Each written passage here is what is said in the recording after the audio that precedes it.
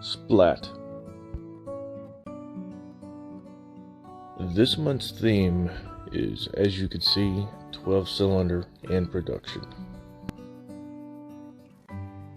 I thought as a Ferrari builder, this one would be super easy, but I figured I'd change it up a little bit. So we're going to build a Lamborghini this time.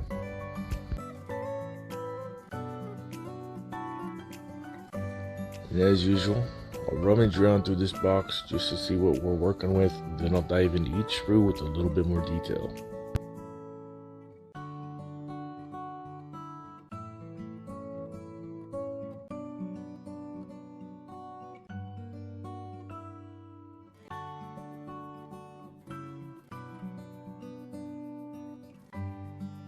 There is a lot of stuff in this box.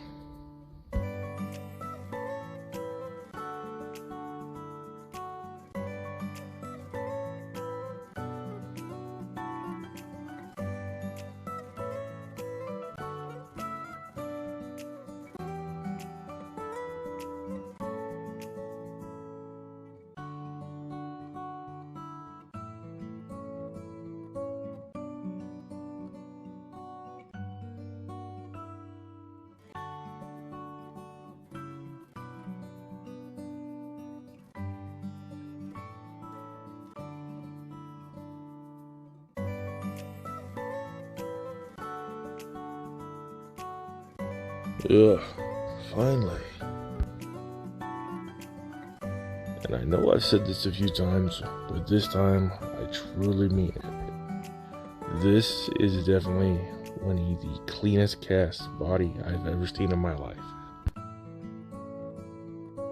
There is absolutely no mold lines or seams to be found anywhere.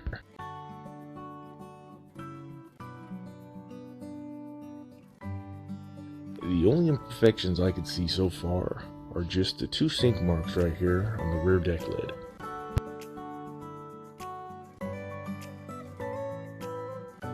We have just a bit of ghosting from all the structures below, but all that should be hidden underneath primer and paint.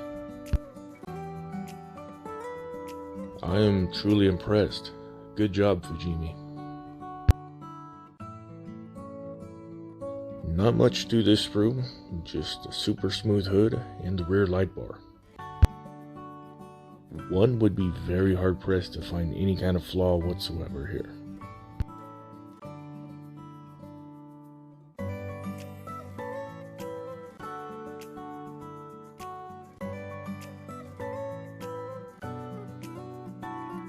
On this screw, it looks like we have a plethora of body pieces.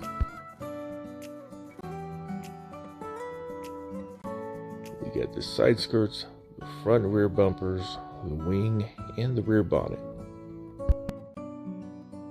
I am really hoping we could do without that ugly bumper bar in the end. I would much rather this be smooth like the GTs and the GTRs. If you're not familiar with what I'm talking about, jump online and just image search Diablo rear bumper delete.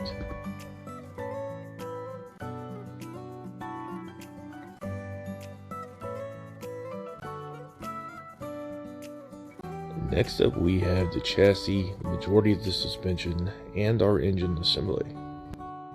That of course would be the plague called curbside that Fujimi has become infamous for.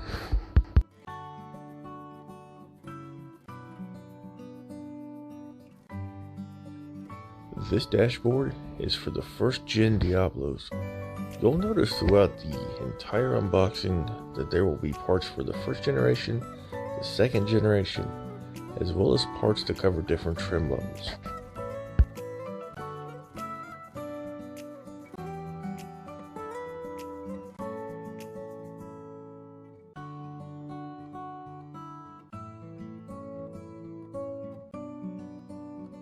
Some of these parts I am completely clueless on, like this giant flat plate.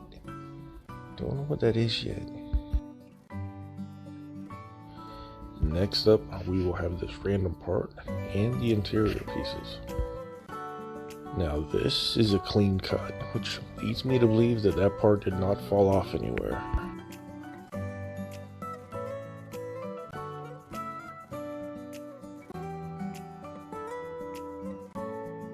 Outside of that, not much to this sprue. We got 2 seats, door panels, and the bottom of the dashboard.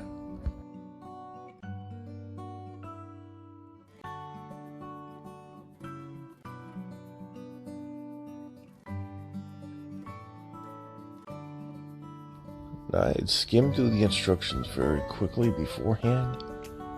This piece is unaccounted for. I do not know why it's in here.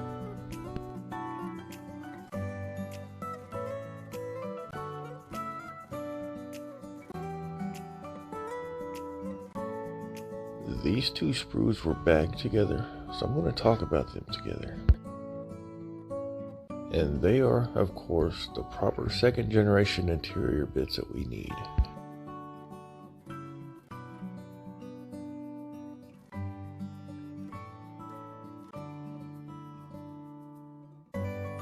Not really sure why Fujimi threw all these extra parts in here. It's not like I could build a 1st gen with that 2nd gen body.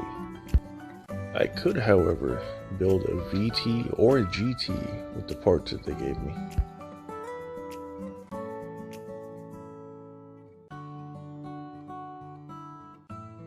Speaking of which, here is a 5.7 intake assembly and the VT style wheels. I really hate that Fujimi pre-textures all their brakes. Now that front axle will not be used because the SV models are not all-wheel drive. With the SV model, Lamborghini did away with a lot of creature comforts as well as a lot of driver's assists.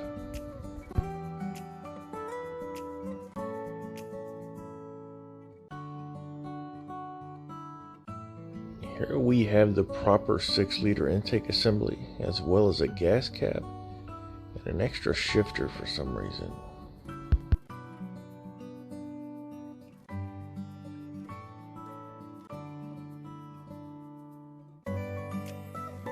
There's a flashback to show you that they are indeed different.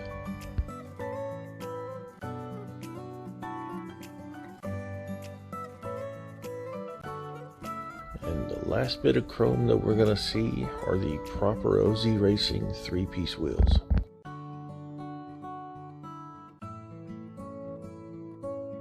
Fujimi had done amazingly well at chrome plating these, so it's going to break my heart to strip them all off and paint these black.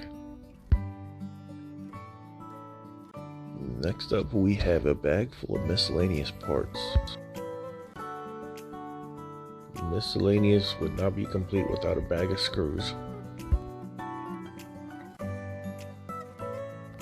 Some very fine wire mesh. Not a lot of grills on this car, but it's probably there for a reason. There are poly caps in that bag, however I'm going to leave them there because I don't want to risk losing them.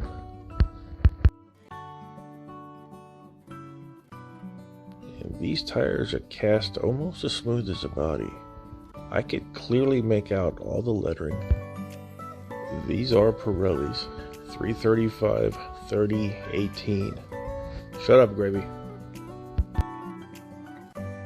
Yeah, you guys got me. I did not put her up for adoption after all.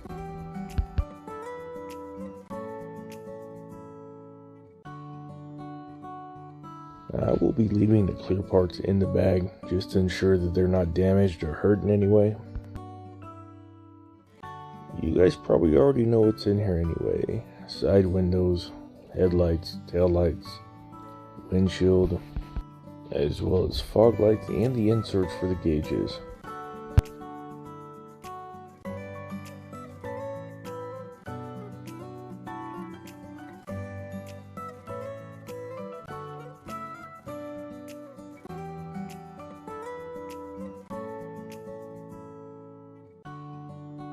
And finally, we have a rather small decal sheet. I'm a bit upset about the SV logo being in orange only. It kind of limits the paint schemes I could run with.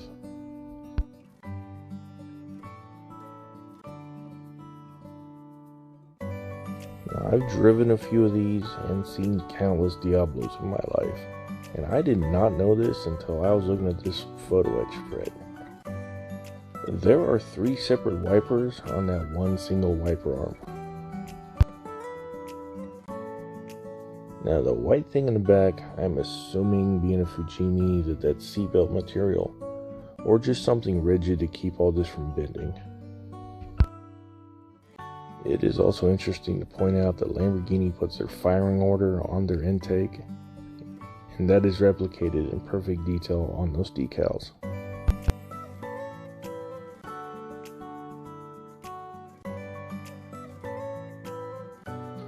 Gray means that these parts will not be used, and there is a lot of parts that are not used, including that B10 part, the part that I was completely clueless about.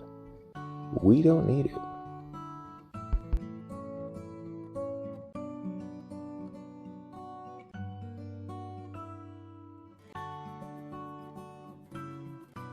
I know you guys have heard me complain about it in the past, but I do not like these fold-out map-style instructions. I'm just going to skim through each step one by one here just to kind of get an idea of what we're in for.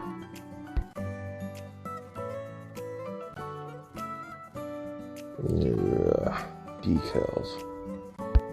And I got PTSD from the M1 build and its decals.